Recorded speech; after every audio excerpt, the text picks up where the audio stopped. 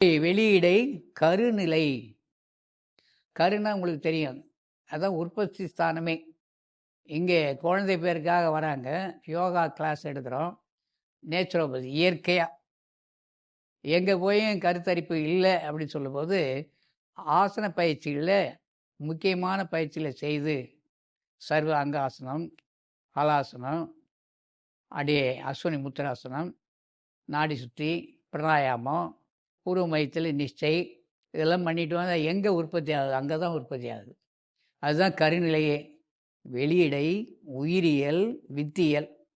இந்த வெளியிடை சென்று உயிரியல் அனுபவத்தை பார்க்கும் பொழுது இங்கே உயிரியல் பாடத்திட்டம்லாம் இருக்குது. பாட்னி, ஜியாலஜி, இப்படி கெமிஸ்ட்ரி எல்லாம் படிக்கும்போது உயிரியல்னே ஒன்று வச்சுருக்காங்க. உயிரியலை பற்றி படிக்கிறாங்க.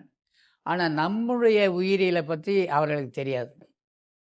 நம்முடைய உயிரியலை பற்றி நமக்கு தெரியாது. நம்முடைய உயிரியலை நிஷ்டையின் மூலமாகத்தான் தெரிஞ்சிக்க முடியும். அதுதான் இவரும் நிஷ்டைன்னு சொல்லுவார்.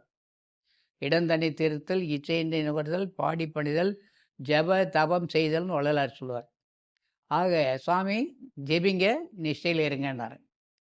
அப்போது ஜபத்தில் இருந்து நிஷ்டைக்கு போனால் இந்த அனுபவம் வருமா? கண்டிப்பாக வரும்.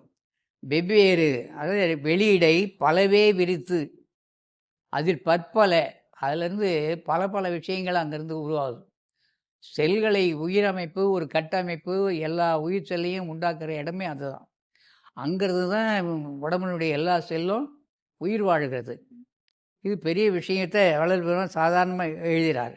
வெளியினில் அனைத்தையும் விரித்து, அனைத்தையும் இதுதானா அதுதான் என்று சொல்ல முடியாத எழுதுவார். அது இது என்ன இயலுடைய அதுவாய் அருட்பெருஞ்சோதி 4 இடங்களில் வெளிப்படுவதற்கு வெளிதான் காரணம். வெளியில் அகம், அகப்புறம், புறம், புறப்புறம் ஆக 4 இடங்களிலும் ஜோதி பறந்து இருக்கின்றது.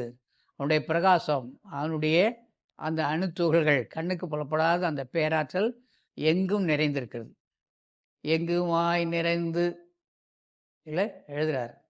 எங்குமாய் நிறைந்து அப்படின்னு எழுதுகிறாரு. அப்போது கடவுள் எங்கே இருக்காருன்னா எங்கும் நிறைந்தவர் என்றும், சர்வ வியாபகர் என்றும், சர்வோத்தம் என்றும், சர்வ ஜீவ தயாபரன் என்றும் இப்படியெல்லாம் சொல்லப்படுகிற அந்த கடவுளை சுத்த சன்மார்க்க ஞானிகள் யார்? இதில் அசுத்த சன்மார்க்கமும் இருக்குல்ல. அசைவம் சாப்பிடுவார், வடலூருக்கும் போவார். சைவ உணவும் சாப்பிடுவார், அடுத்தவனே எடுத்து அடிப்பார். சைவமாகவும் இருப்பார், அடுத்தவர் மனநோக பேசுவார்.